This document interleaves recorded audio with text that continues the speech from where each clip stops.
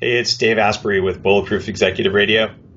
Today's cool fact of the day is actually a trivia question. It was 1831. In front of his distinguished colleagues at the French Academy of Medicine, Professor Toury drank a lethal dose of poison and lived to tell the tale. He combined his deadly poison with an antidote that's now commonly used in emergency rooms for acute poisoning. Do you know the name of the antidote?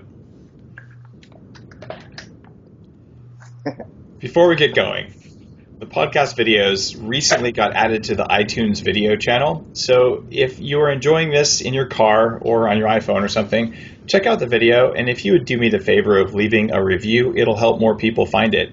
On today's show, you're going to notice that there's actually 3 people on. There's me and there's 2 guests.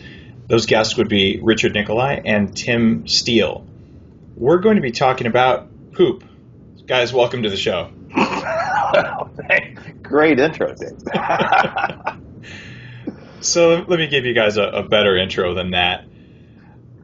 Richard, you and I have known each other for, I think, 4 or 5 years now. First met over some only slightly off oysters. And you're an interesting guy. You've been a Navy officer, you've been an entrepreneur, and you write freetheanimal.com, which is kind of a paleo-ish sort of blog. You know, you're paleo, but you keep eating starch and doing weird stuff like that. Yeah, foundation, some rice and potatoes. And even so, I made the best pot of beans ever yesterday. Beans? Oh, my God. Lectins. Oh, man. All right. But anyhow, I'm actually a fan of your blog. I appreciate your writing and your research and your entire lack of caution when experimenting with yourself, something that I share. And our other guest today is Tim Steele, who is better known actually as Tater Tot, and he's from the same general quadrant of the world as me. He's from Alaska. I'm from up here in British Columbia, where we can almost see Alaska, and just like the Alaskans can almost see the Russians. Tim writes guest posts on Free the Animal and on Dr. Grace Liu's Dr. BG Animal Farm blog, and you've heard Dr. Grace Liu on this podcast, sort of. Our audio quality was bad, so we put that just on YouTube, and I'm going to get the transcript of Dr. Liu's interview because it was really amazing, but you just couldn't hear everything she said. You could say Tim is the mainstay behind the rediscovery of starch, and not just any starch, but specific starches that feed gut bacteria and don't raise your blood sugar, things that don't cause the problems that normal starch causes. At least they don't cause those problems in some people. So today we're going to talk resistant starch, which has been kind of taking the paleo community by storm. I talked with Mark Sisson about this recently, and he mentioned on the podcast that he wished he'd known a little bit more about this earlier on, or he'd paid more attention to it because he'd seen the research. So I'm really pleased to have like 2 of the leaders in bringing out only like a couple hundred studies of bringing these to light. So I don't know which one of you wants to sort of take this, but let's define resistant starch for people who are listening and maybe don't quite know much about resistant starch. Tim. Yeah, sure. I can talk about this forever. Resistant starch is it's a starch granule that's found in a lot of different plants: potatoes, bananas, nuts, grains. Different anything that's starchy kind of has a characteristic of resistant starch in there. And when the plant is not cooked and when it's in its raw state, these starch granules are intact when you eat them, and they resist digestion by your stomach acid in your small intestine, and they end up in your large intestine where they serve as food for your gut bacteria. So, so there's 4 different types of resistant starch. Resistant starch 1 is found in nuts and grains, and it's kind of preserved by a shell, like in a nut, you know. And then there's resistant starch 2, and that's in bananas and in potatoes mostly. And these are just the starch granules that are just in the plant. Then resistant starch 3 is if you cook those starch, like resistant starch 2, if you cook them, they expand and they turn into just readily digestible starch. And then when you cool them down, they form a crystal structure, and they once again become resistant to digestion. So that's called resistant starch 3. Then there's another resistant starch 4, and these are man-made. If you ever look on a food label, you'll see something like polydextrins or modified starches or things like that. and those are resistant starch spores. And these are man-made. They're mostly a trick by the food industry just to get more fiber in your food, and it has some other properties that they like. So it's added in a lot of manufactured processed foods that we try to stay away from. Let me add one thing there on the RS2, which is in your things like the green bananas or the potato starch. And just to distinguish between potato starch and potato flour, potato starch is just the granules in a raw potato. You can do it yourself just by grating and working water and all those granules will fall out of there. Potato flour is basically just a cooked potato that's ground, cooked and desiccated and then ground up into flour. But one way to understand the difference between the RS2 granules of starch and rapidly digesting starch is popcorn. What makes popcorn pop is there's a little bit of moisture inside that granule, and when it gets to a certain temperature, the thing just goes poof. And that's exactly what resistant starch like potato starch granules are. So when you get to about 140 degrees, they will pop just like popcorn.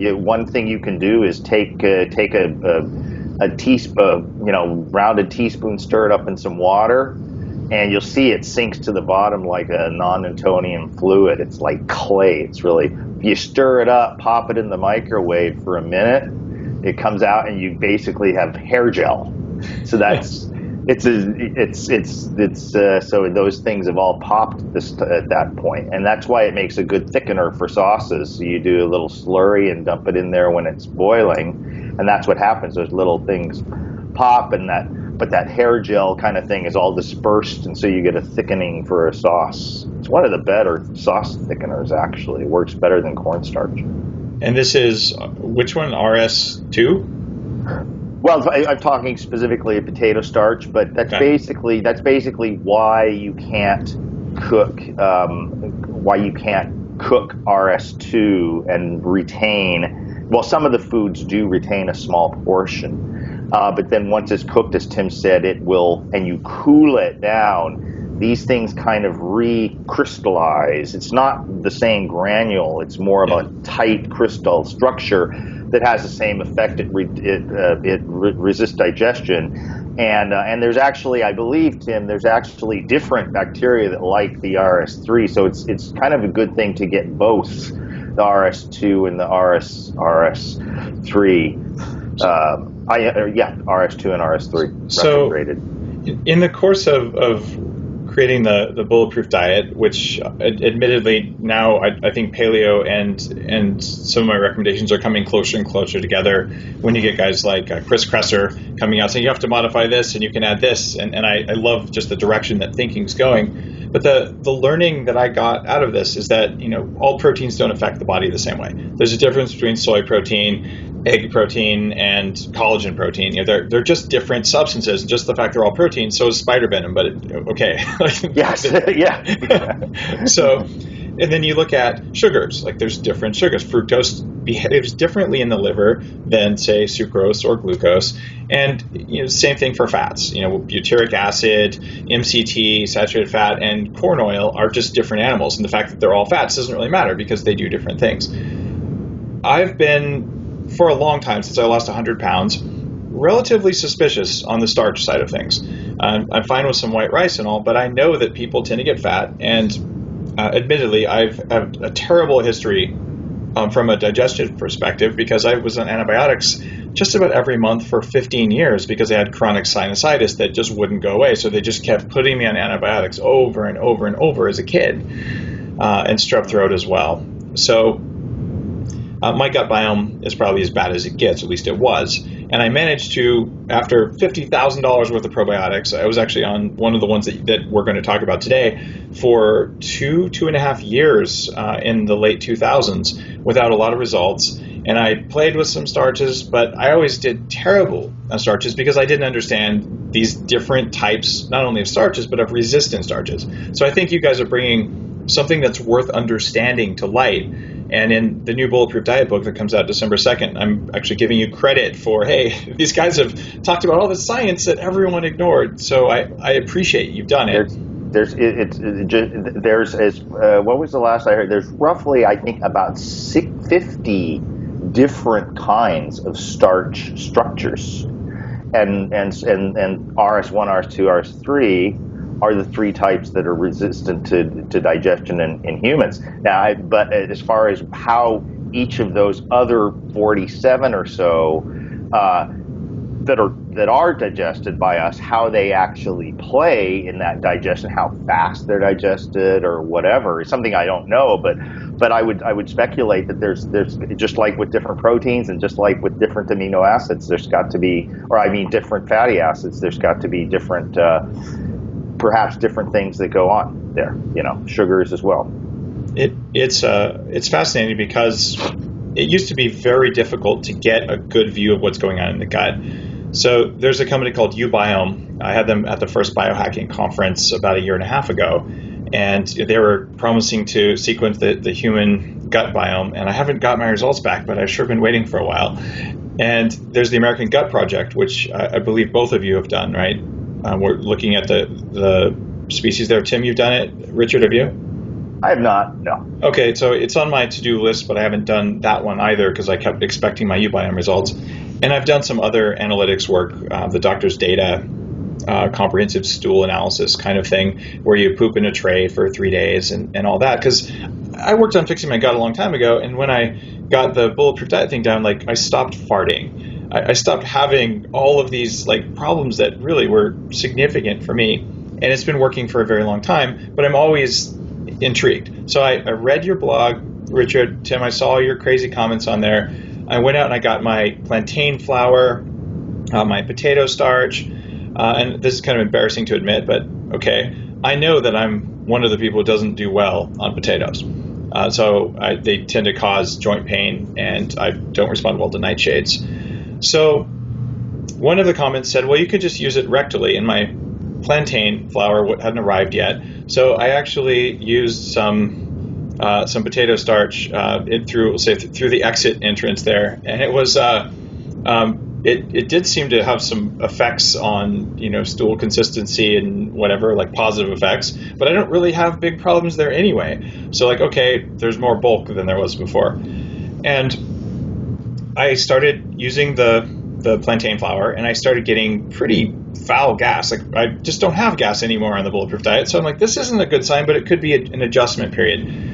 I was taking raw kefir that I make myself from grass-fed cows on the island where I live, super properly done. And I started getting hives, right, from this stuff. And so I quit the resistant starch and my hives went away, which sort of mean, all right, it doesn't mean it's bad. I mean, I've taken pig whipworm eggs, I've done all kinds of stuff, but it definitely made me think, all right, there's something going on here, and how do I know what I'm feeding? So my first question for you guys is, Tim, you live as an Alaskan mountain man, you carry chicken manure, you're at one with the earth and all that. Richard, you're a Silicon Valley dweller, and you certainly don't get that. Even if you're taking a few capsules of probiotics, certainly I've been doing that for 20 years now. How do you know what's going to grow? It's like you pour fertilizer on tumbleweeds, you just get bigger tumbleweeds. So how does resistant starch affect what's in the gut biome? But yeah, it is difficult. And one thing we found is potato starch is almost like a litmus test for what's in your gut, because potato starch is just a food. It's a fraction of a food that every human should be able to eat without, major repercussions. And what we're finding is probably half of the people can't. Half the people that try potato starch probably have an issue with it of some sort. Even if it's just, really bad gas right away that kind of goes away. But other people get, like you say, the hives, the joint pain, and, maybe some people it helps their sleep. Some people it makes their sleep worse. But everybody should be able to eat potato starch. It's one of the, if not potato starch, but I mean just resistant starch in general. But it's one of the foods that we grew up with from the time, 2 million years ago. We were eating raw yams on the African, plains, and you should be able to eat potato starch. And if you can't, then you have something going on in your gut. And a lot of times, what it seems like there's yeast overgrowth. And we had one lady on the blog named Nancy, and she tried potato starch, and it gave her a really bad reaction. I don't remember what, instant diarrhea that lasted for 3 days and stuff like Wow. that. So she got a gut test, and she had a major overgrowth of a pathogen called Morganella. Oh, that's bad stuff. And 25% of her entire gut flora was made up of Morganella. And I mean, that to me, I didn't even think that was possible to have that much of a pathogen in your stomach. And she'd been using low carb and different dietary interventions for years, and all of her problems started after a bunch of rounds of antibiotics. And so she's been just nursing this Morganella along for years. And when she tried the potato starch, had instant, bad reaction to it. Then got her gut results back. It's like you can see right off what happened. And so then she started on with the probiotics. I think she used a prescriptive cyst and some others. Yeah, but And within a few days, her diarrhea was clearing up. And the last I heard, she's still going through some botanicals and some charcoal things like that, trying to get rid of this organi before she restarts the potato starch. But yeah, people have all kinds of things in their guts. Even back in the early studies with potato starch and prebiotics in general, they, even just healthy screened people that were doing these studies, they found about 25% of the people couldn't handle the prebiotics, no matter what it was, inulin, potato starch. And that was 20 some years ago. So now, it's probably even worse. So it's a pretty big supposition that, okay, everyone should be able to handle these types of starches, but in my experience, well, a lot of people don't. So the question is the problem with the starch or the type of starch, or is the problem with the people, or is the problem with the gut biome? And if people did modify their gut biome in order to effortlessly digest starch, as well as the fats, which are kind of the foundation of how I perform at my best, how do we know what other effects that's going to have on the body? I mean, are you going to die 20 years sooner? Are you going to get yeast? Are you going to get brain fog? Are you going to get problems with histamine-forming lactobacilli? Stuff like that. Yeah, Richard. It's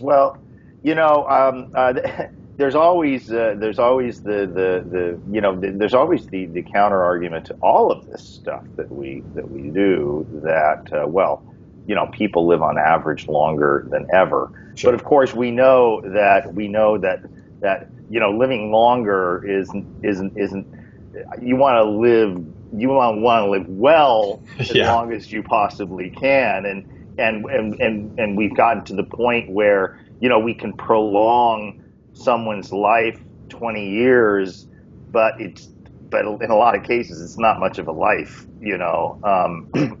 It's kind of like a brain in a vat sort of a thing, in some cases.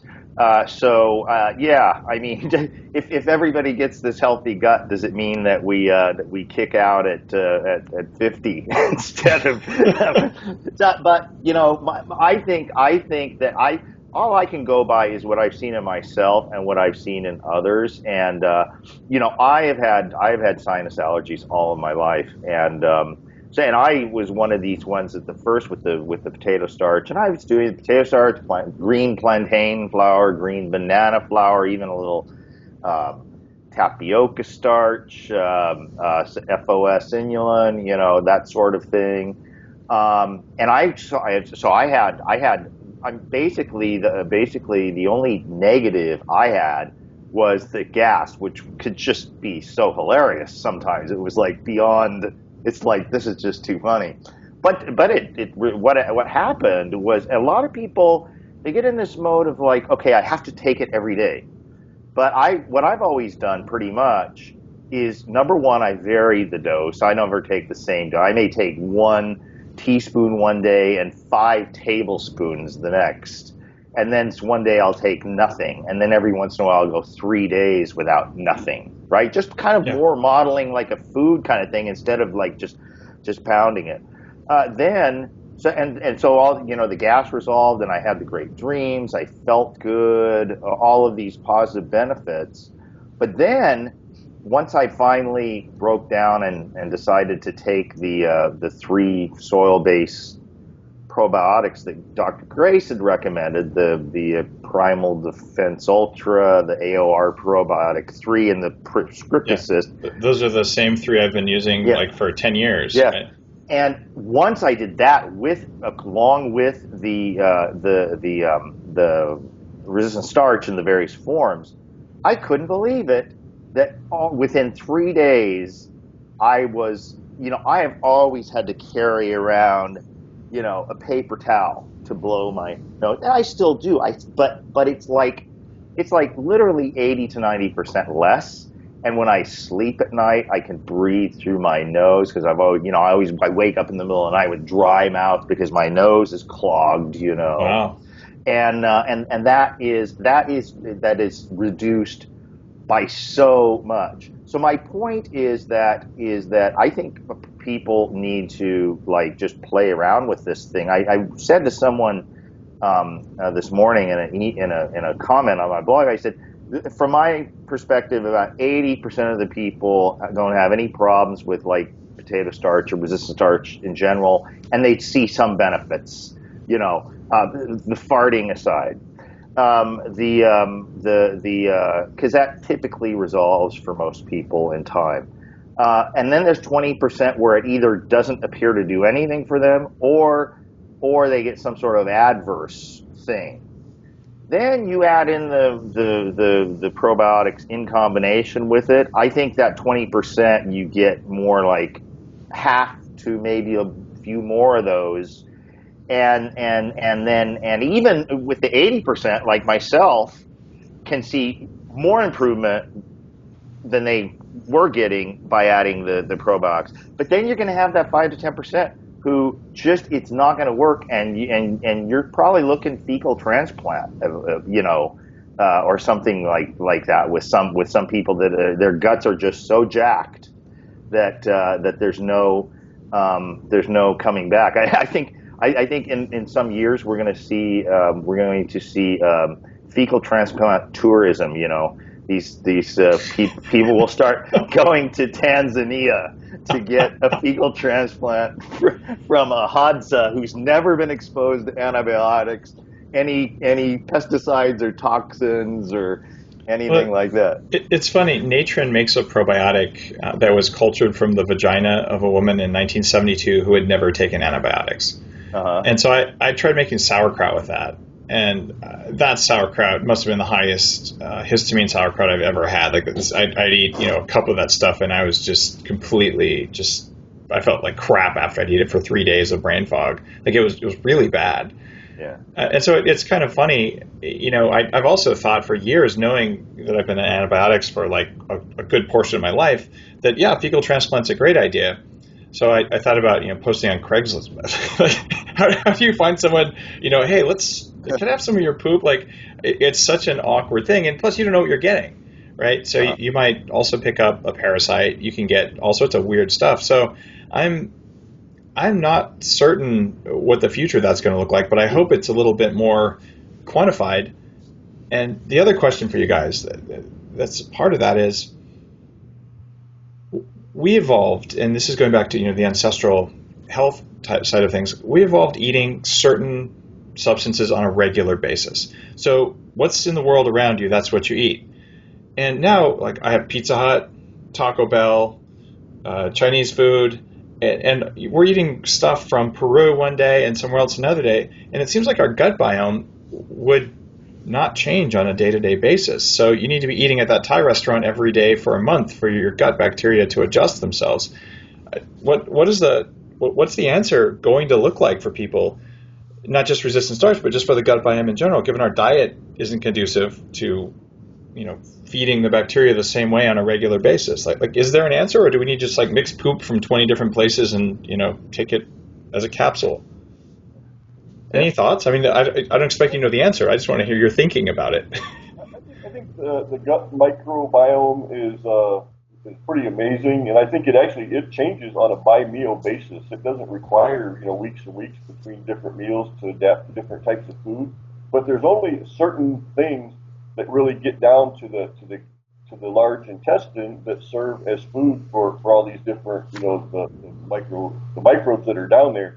Just just eating the standard American diet, going to McDonald's, twice a week, and Burger King and fast food, whatever, and eating a lot of pizza and drinking beer, you're probably giving your large intestine maybe 3 to 5 grams of resistant starch at the most. And most of that is coming from like potato chips and the burnt ends of French fries and little things. But your gut microbes are also getting other foods. They're getting bile acids. They're getting sloughed off skin from your stomach and small intestine, and it's kind of recycling the mucus layer that's in your large intestine. And there's also some indigestible portions of proteins, these glycoproteins, I guess they call them, that keep down there. There's all kinds of things. So as long as you're forming a turd, your gut microbes are something. Right. If you have constant diarrhea, that means you don't have the gut microbes to form a turd. And it sounds kind of crude, but that's the reality of it. And that's like the lady with the Morganella overgrowth. She was just chronic diarrhea from it. So all of her gut microbes, weren't the type that form Bristol stool, number four stools on there. And but when you start adding resistant starch to your meal on a regular basis, when you start eating the cooked and cooled rice, cooked and cooled potatoes, and even cooked and cooled beans like we like, it's like you start getting more resistant starch. And what that does is it requires several different microbes to eat the resistant starch. And there's like what they call keystones and co-feeders. So it creates a big diversity of gut microbes in there. And these things are all engaged in producing butyrate and producing other chemicals. And even some of them produce chemicals that other ones eat. And the microbial populations, they come up to meet this new food source. So it's just starting to eat in a better way. Your gut microbes are going to be, a better profile. So what about ketosis? So if we're on a zero starch diet, which for a lot of people it creates, incredible mental clarity. You get the ketosis, and then of course you add starch in. My recommendations are, every 3 to 7 days you have a day where you're eating a substantial amount of carbohydrate, both for the gut biome and also just because you don't want to stay in ketosis forever. At least I don't think that's advisable. So what's the timing look like on this stuff? I think that's good advice, Dave, because it's I think one reason for the mental clarity with ketosis is the same way you have you can have mental clarity if you like chop off your finger. You'll have extreme mental clarity. But do you want to chop off your finger? No. But so in other words, ketosis is an evolutionary adaptation to starvation. And the thing is, see, a lot of people don't understand that you can go into mild ketosis by restricting carbohydrate very little, but you can go into ketosis on a pure sugar diet if your calories are low enough, right? So it's very low calories, but right. Yeah. Well, we had people when back before this whole resistant starch thing, there was the thing going around called the potato hack, which that's where Tater Tot Tim got his name, where people were doing basically that Chris Voigt deal where you eat almost nothing but potatoes, maybe a little ketchup on it or little spices or whatever, a little bit of olive oil, something, and you drop weight precipitously. Well, it can come to find out that people that were doing this some of them were measuring their ketones and finding that eating their fill of just potatoes every day, they would still be in ketosis because the most they could get to was about 13 to 1,500 calories a day because they just, the potato was so filling, and that was a good 500 maybe 800,000 deficit calories, and they were in ketosis. So I think ketosis, I like to look at ketosis as a survival adaptation when you have no food or not enough food. And maybe that's where the mental clarity comes from, a survival of the fittest kind of a deal. So, but I think so it's something I don't think is good in a chronic state. So I support your idea of every few days, load up on carbs, however you do it. Whether you drink, eat fruit or drink some fruit juice or get some starches or whatever. I think that's a great idea on that. One other thing I wanted to briefly mention, that when you were talking about all these different foods and what you have around you, the Pizza Hut and everything like that too. Well, I think there's probably some hormetic benefit from every once in a while engaging in those toxins. Just to give you an example, yesterday I posted this woman basically used and she's a medical practitioner. She used she had a salmonella infection for like 6 months from eating some bad chicken, and as a medical practitioner, she was banned from where she has to have 2 consecutive stool samples that don't have the salmonella in it. Putting out she couldn't. So she goes on the potato starch and those three probiotics for I think 10 weeks or something like that. Boom, got rid of the salmonella. The 3, just so people listening: Prescript Assist, which is the SBO I recommend as well, and I think a lot of the paleo people are in the SBO. The other one was Advanced Orthomolecular Research Probiotic 3, which is a super cool one. Made by a guy who's just a gem of a human being. And the other one, the Primal Defense Ultra, is Jordan Rubin, who's actually been on the Bulletproof podcast, who kind of saved his own life. So these are 3 like time-tested, good quality ones. Just everyone listening is going to want to know those 3. So go ahead. And so yeah, she got rid of her salmonella from it. She brought her fasting blood glucose from 130 down to the 70s, where it stays every day now, and she lost her gluten sensitivity. She could not eat any for 5 years. She was paleo. She couldn't eat the slightest bit of gluten, or she said she'd be a swollen, itchy mess. And now she's not. My point is that there's.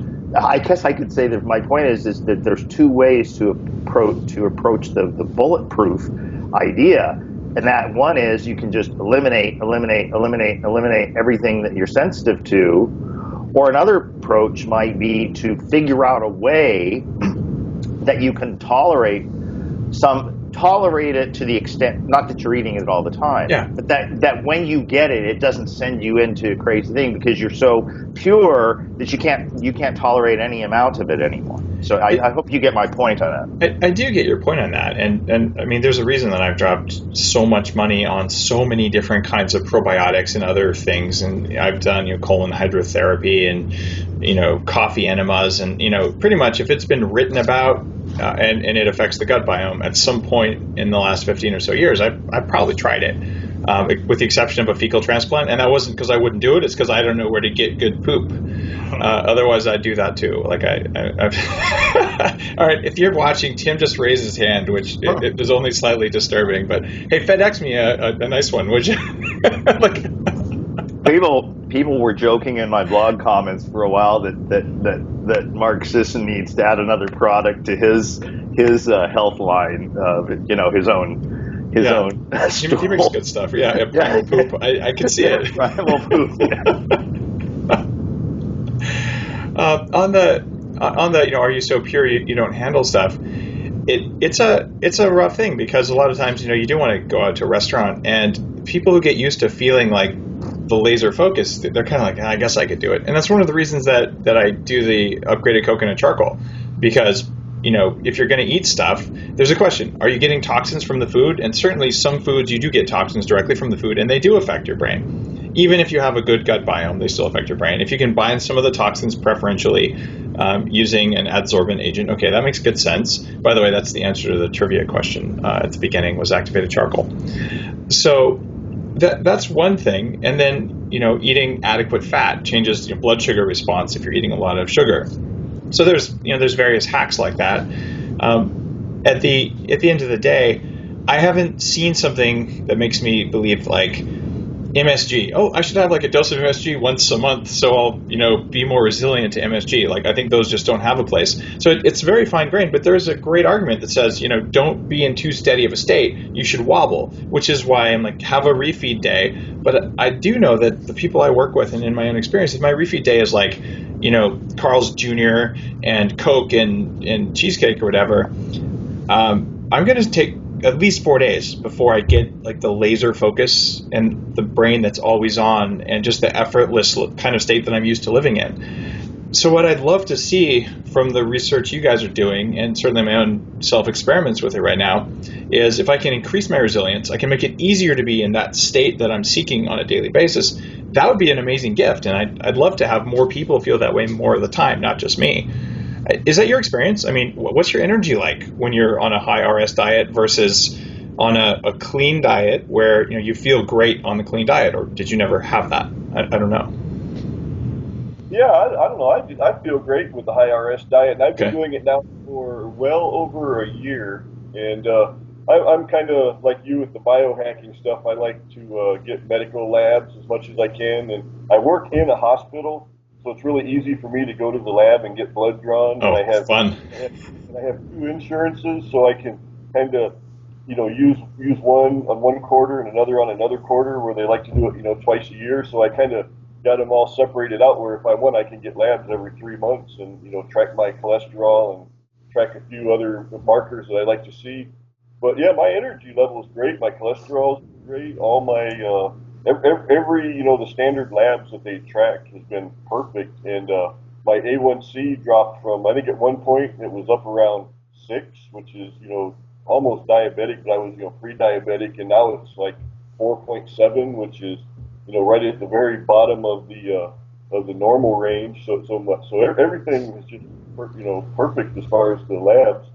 And you've lost a ton of weight, Tim, right? Yeah. So what happened? Kind of my story is similar to yours. I was in the military, and I spent a lot of time over in the desert back in 2004, right after right after 9/11, and so at that time they thought there was a big anthrax problem.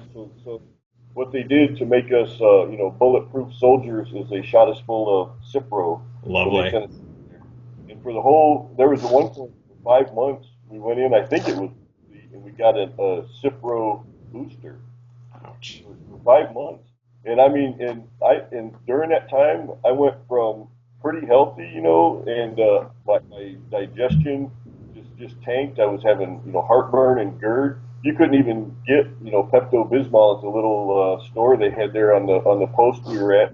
When your family'd ask what you want, they're expecting you to say cookies and telling them to send Tums and Pepto-Bismol. Ouch. So we just thought it was because of the crappy food we were eating in the little dining facilities. But, people, I mean, we weren't sleeping. People were kind of going crazy and getting sent home. And now there's all these post-traumatic stress disorder. And I know that all that's linked to what they did with the Cipro over there. That's going to be the new Agent Orange, wait and see. But yeah, so when I got back from there, that was in 2004. That's the last antibiotics I've had. From 2004 to about 2008, I gained about 70 pounds. Yep. I went full-fledged metabolic syndrome. My A1C and fasting blood glucose shot up. I gained all this weight. I was on cholesterol medicine, blood pressure medicine, all that. So long story short, I was doing everything the doctors were saying, eating whole grains, lean meat, trying to exercise. And then I developed gout, so I couldn't exercise anymore. So, it was just one thing after another. So I started looking around on the internet, found Mark Sisson and Primal Blueprint. I found you. I had your food pictograph up on my refrigerator at one point. I was doing all the stuff. I was doing the bulletproof coffee and with the stick blender, and yep. I was doing everything that was against what the doctors were telling me to do. And it worked out great. Within 6 months, I was off all my medicine. I lost about 40 pounds in that first 6 months. My gout completely disappeared. And it was just it was great. I was just like you guys, the bulletproof and primal and all that, and everything was just great. But then, things started, evening out. I lost about 100 pounds, and then I started getting the low carb syndrome, where I want to lose another 10 pounds. So to do that, I'll cut out all the carbs. I'll go 0 carb, Yeah. No refeeds. And I did all that, and it was the same, dry eyes, cold hands. It wrecked my health. I had to stop after 3 months. It's bad news. Yeah, it was the same here, and I think I was on your site where I came across that deal with like every couple of days eating some starches, and that was just about the time of the safe starch debates, and then I adopted that pretty heartily, and that was a couple of years ago. So I started eating rice and potatoes, and then I started reading about resistant starch. And yeah, so about almost a year and a half ago, I came across, potato starch as a form of resistant starch.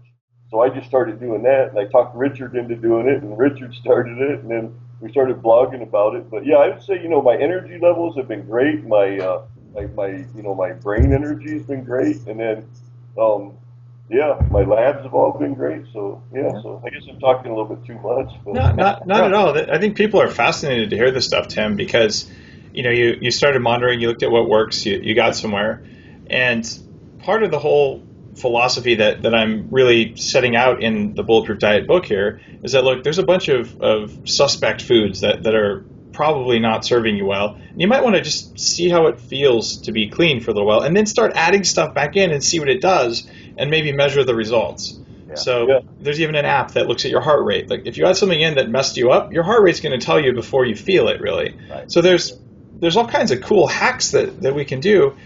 And I mean, I would love to be able to say, oh yeah, I take 2 spoonfuls of starch. I maintain my mental things. My kids don't laugh at me because I fart all the time, stuff like that. And I can't say I'm there yet, but my first experiment with resistant starch didn't go well at all.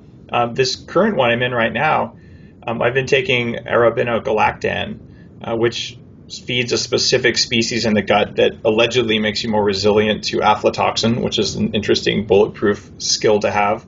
And that stuff, man, like I don't even want to be in the room with myself, much less anyone else. But after 3 or 4 days, it started calming down. So I'm eager to do another study. I've been using the corn-based resistant starch, the high amylose starch, because the potato starch still, I think it's a potato thing. I get rashes from it, and I don't believe there's a lot of lectin in it. I also, and I haven't actually published this, but I ran, one of the concerns with potatoes that I have is that there's about 20 different things during harvesting and storage that make the potatoes go wrong. So they make a lot more self-defense, anti-nutrients. They have fungal problems. And these are like well documented in potato farmers. And the rest of us like, I just ate a potato. Sometimes I felt good, sometimes I didn't. But the variable was the potato itself. So I'm like, drying potatoes, getting starch, there's got to be mycotoxins in there. So I sent them off to my labs, and we ran them through a medium sensitivity test. And I don't want to say the brand because I did one sample size. I don't want to imply that the brand is a major national brand of potato starch. And it came through with flying colors, like as low as it gets.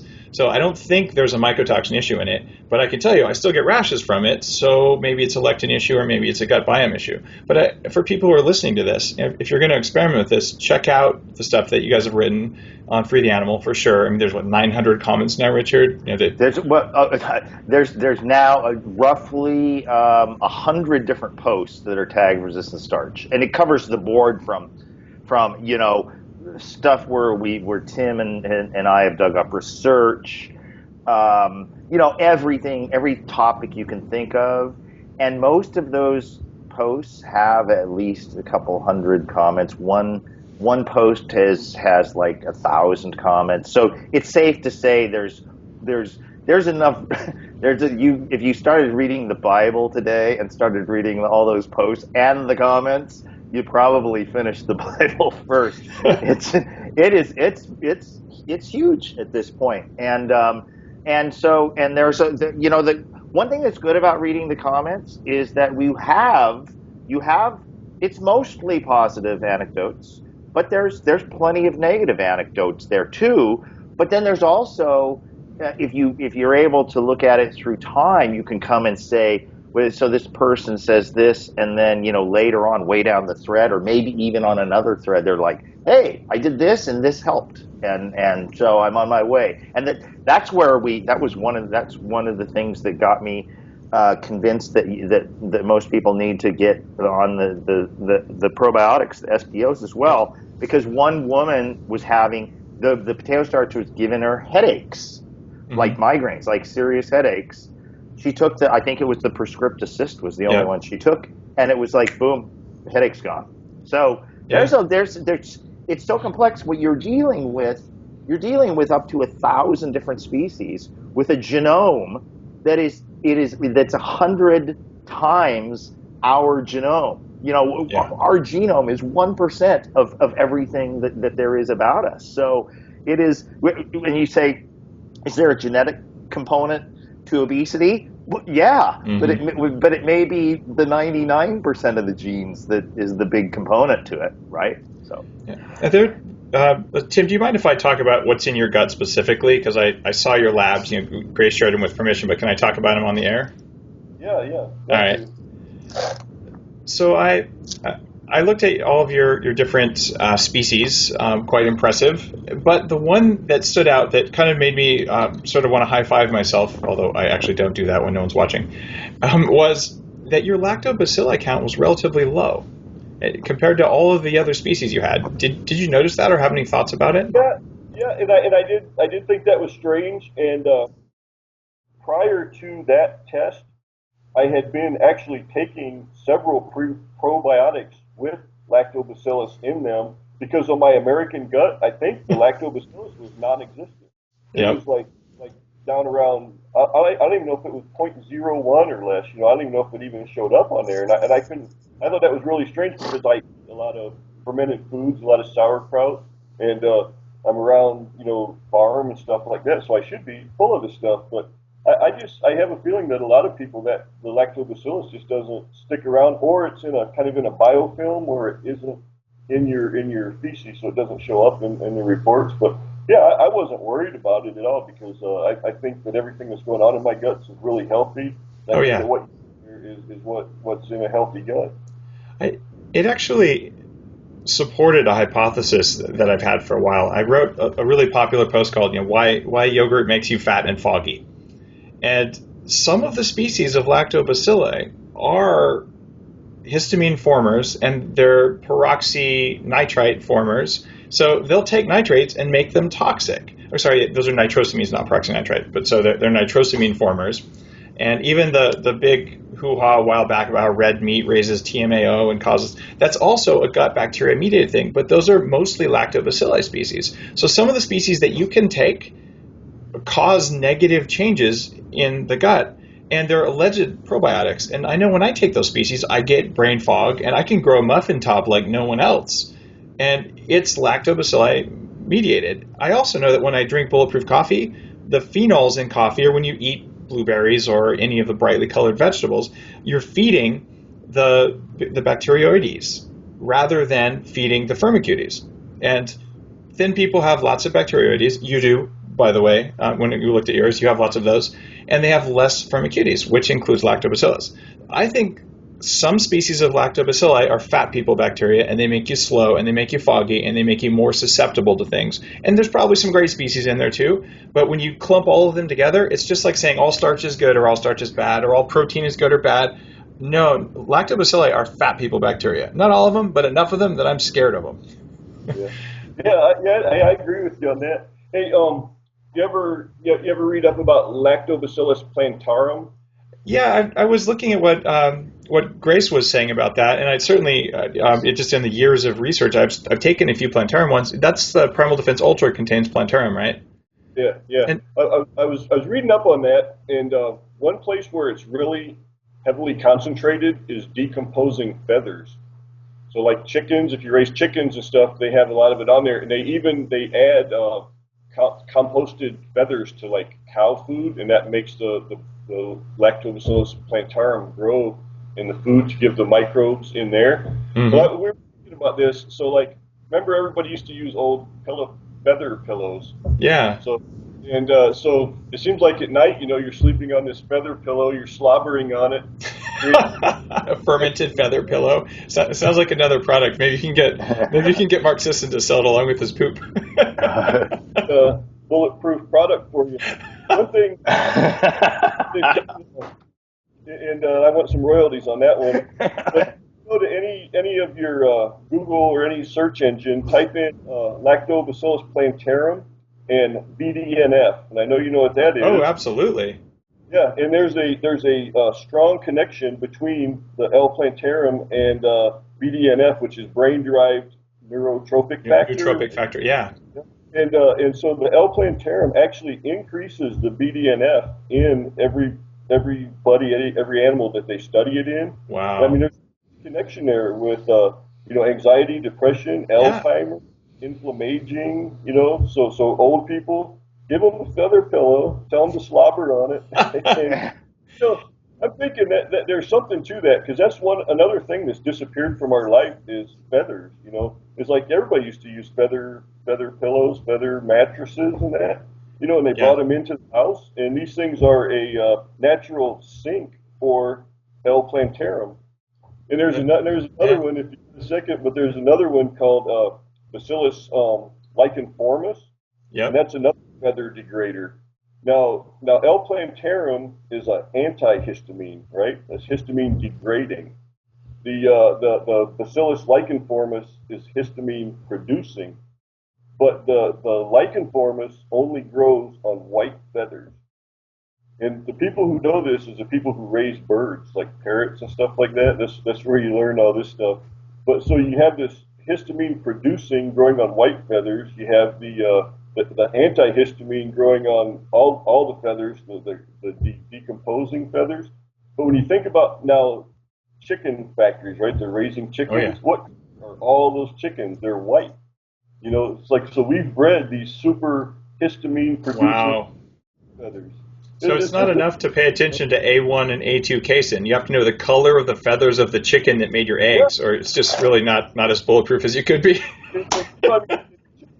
It's just a nasty food, because we get these chickens, we pump them full of antibiotics, and they're raised so they have white feathers. And the reason they have white feathers is because when you pluck them, it leaves a nice clean carcass. So it's if you pluck a black chicken, it has little black dots all over it. It doesn't look very appealing in the store. So you genetically breed all these chickens to be white. They're all producing histamines, So it's like the yin yang thing is gone with the chicken farming. Then we pump them full of antibiotics. We eat the eggs, we eat the meat, and we got all the crappy microbes from them. But you get back to the heirloom breeds of chickens. Like I raised ones called black jerseys, and they're pure chickens, and the old feather pillows. I remember when I was a kid, we had some feather mattresses out in this barn, and we'd play with them, throw the feathers around, and they were just nasty old duck feathers in there. They weren't feathers. But if you buy a feather pillow today, it's probably full of white feathers that are, sterilized and won't grow anything. But so you need to start selling those, some good black feather pillows. Fermented feather pillows. I think there might be a few regulatory lines between here and there, but it's really what you connection is amazing on that though. And raising BDNF is like a core biohack. Exercise does it, certain kinds of movement like yoga, blueberries, intermittent fasting. I mean, there's so many things you can do. And even, going in and out of ketosis is, you're changing the state. Anything that's causing hormetic change tends to raise BDNF because it helps us adapt to new environments. High intensity interval training. So I did not know that about plantarum. I'm certainly familiar with it. L. plantarum, BDNF. You'll find a whole study. We'll put a link in the show notes to that Google query. I'll use let me Google that for you. If you don't know that service, it's the best one ever. I love it. When someone asks me a question. Now, this has been an amazing conversation. I'm really glad that both you guys were able to come on here. And I'm hoping you're planning to do some kind of a book on resistant starch coming up, right? Oh, it's well in the works. Right. It's Grace and Tim, and I, and it's basically a package right now, but because this is such a moving target. Oh yeah, we found in a lot of instances of having to go back and really kind of adjust and rewrite stuff because there's new stuff coming out all the time. At a point you got to say, okay, cut, and that's kind of where we're at right now. I think Grace and Tim are currently working on a rewrite of a chapter about probiotics, I believe, and I'm just a chapter 2 behind them in a word by word edit because it is quite long at this point. I don't know, Tim, 450 pages, it's a long book. That's long. And so I'm going through and I'm trying to say, everything that we possibly can say in as few words as possible. Don't do the Gary Taubes mistake. So Good Calories, Bad Calories was just a seminal, amazing book. I couldn't put it down, but there aren't that many readers like the three of us who couldn't put it down, which is why he came out with, why we get fat and what to do about it. Just keep it accessible, because I'm struggling the same thing with a Bulletproof Diet. I want to write it's home, but I'm not. Yeah. It's gonna. I think people are gonna find it. I've gone to great. You can ask Tim when I go through, and he was looking at revisions yesterday, and it's like I'm trying to write it that it's like a narrative story about all these bugs in your gut. It's kind of like, that was my original idea. Someone needs to tell their story, right? But then it's got tons and tons and tons and tons and tons of references. I don't know. We've got thousands of references. So and people can just skip. A lot of people don't even look at the references. So part of that word count is thousands of references. So I don't really know how it's going to shake out in the end with the length. But hopefully we'll know very soon, because we've got to wrap this up. And do you have a publisher, or how's that all going to work? Well, Mark Sisson kind of let the cat out of the bag on remember when he was on your show? In fact, that was the first time he said it publicly that we've been back and forth on this. So okay, so that's official. We can talk about it. It's something.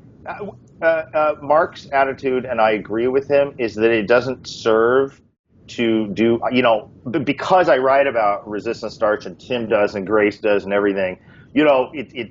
Within that community, it's cool to say, we're working on a book and da-da-da-da-da. But it doesn't really serve Mark's interest if it turns out he officially publishes the book to make a big hay about it now. It's something you want to do a couple months before it comes out, and that's when we'll hear Mark talking about it. So when the time comes for your book launch, let me know a little in advance. We'll get you back on this show so people can hear the latest about the book. And I like to support my friends' launches as best as possible. And the Bulletproof Radio podcast is growing pretty well, #1 ranked most of the time. So if we can push more readers towards your book, I think it's going to be an important kind of seminal work on nutrition. So I'm eager to read it, and if I can read it early, please let me. I'll even say something nice if it's worth it. I'll return the favor with you as well, Dave. When you say yours is going to be in December, you think? My deadline is June 1st. Rodale is publishing it. And it should come out December 2nd. Okay. Yeah, that's a tough deadline. You are the only podcast I'm recording this month, because this is such important stuff. I moved all the rest of them out until I hit this deadline. All I'm doing is basically on stage appearances where I promised someone I'd be there, and writing, because there's so much I want to say. Tim and I just talked about that the other day. This is probably the last thing we're going to do until the book, at least the book is off into the publishing queue. And when the thing is when that happens, I'm going to be busy too, because I'm going to be the one doing by that point, Tim and Grace will be done, and it will be my job to go through the excruciating process with the actual editors, so, and that's going to be a nightmare. So. Okay. I totally understand that. Just let me know when it's time to have you back on. You guys are always welcome. And before I let you go, I know we're running up on the end of our deadline here. There's a question that I've asked every guest. Top 3 things for people who want to kick more ass. It doesn't have to be resistant starch based, just your whole life, most important 3 things. And since I've got 2 of you, that means there's 6. So Richard, why don't you go first? The top important 3 things is number 1, real food. And everybody knows what that is. Whatever your own particular dietary things are, whether you are more plant-based or whether you're more animal-based, just try to make it good and real food. And the second thing is get outside and have fun. However, whether that's a walk or whether it's working out outside, whether it's laying in the sun or whatever. And number 3 is to get Get good sleep, but I like to say it's kind of like what we were talking about with dosage with resistant starch. I'm not one of these guys who say, "Oh, I've got to get my 7 hours or 8 hours every night." I prefer to be the kind of guy who has 4 hours one night and 10 hours another night. In other words, if my body wants to sleep 10 hours, I'm gonna let it sleep 10 hours. But if I wake up and I've slept for 4 and I feel like fine, raring to go, then get up and get going. Right? That's what healthy people do. Get off the clock is what I would say in terms of sleep. Sleep when you're tired. Get up when you're not. Love it. That's my 3. Tim, enlighten us with your Tater Tot knowledge. Yeah. So I guess what I've been telling everybody lately is read all that you can about the gut. There's so much coming out on it every day. There's articles. There's blogs. Everything. Just read every one of those gut articles and YouTube videos, watch those, but learn as much as you can about the gut. And when you're reading it and listening to that, keep in the back of your mind resistant starch, prebiotics, and probiotics, and how that changes, what you're hearing about it. Because a lot of things you read and hear about the gut, it seems like it's really out of your control. But when you're feeding the gut and supplying new microbes in there, things actually can be within your grasp to make these changes. So read all you can about the gut. Also, try to get in touch with the dirt, especially this summer. Go out, grow a garden, dig in the dirt, plant some new trees. Just try to keep your hands dirty in the summer and don't go crazy about sterilizing them. There's so many microbes in the dirt. All these most of the probiotics that we've talked about today are in the dirt. If you pick up a handful of dirt, you're going to get L. plantarum on your hands. The stuff lives in the dirt, and also I tell people, biohack yourself. Biohack something. Try some new things and see how you feel. Don't just read the blog where we say eat 4 tablespoons of potato starch and it doesn't work, you quit and call it a bad experiment. Biohack it. Look for some. Try to figure out what's not working. Try to make it work for you, just like you're doing. I mean, you didn't stop potato starch. You moved on to other things, and you're finding things that work for you. And that's what I like to tell people. Just keep biohacking yourself because you got the rest of your life to get it right.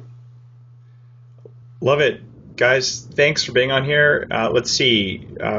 Name some blogs real quick that people can go to, and then I know you got to run, Richard, specifically. So freetheanimal.com, and any other places we should send people? Oh yeah, well, Paul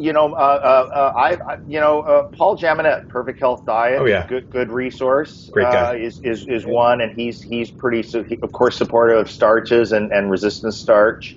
Rob Wolf has been talking about it. RobWolf.com. Chris Kresser has been talking about it, been promoting it. And Chris is in clinical practice and has had a lot of good results with his patients, which is important to understand. And then, of course, our collaborator, Grace Liu, that's bganimalfarm.blogspot.com, if I'm not mistaken.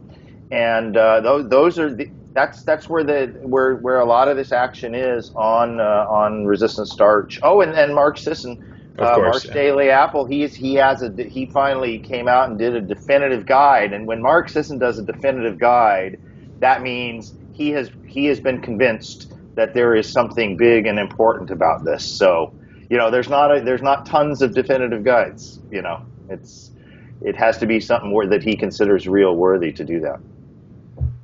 Lovely. Thanks again, guys. I look forward to hearing about your book when it comes out. Thank you, Dave. Thanks. Hey, if you haven't heard yet, we've got activated charcoal back in stock. Upgraded coffee beans are something that I created for the highest possible mental and physical performance. It's coffee that's processed differently than other coffee. It tastes even better than normal coffee, but it gives you a very different mental feeling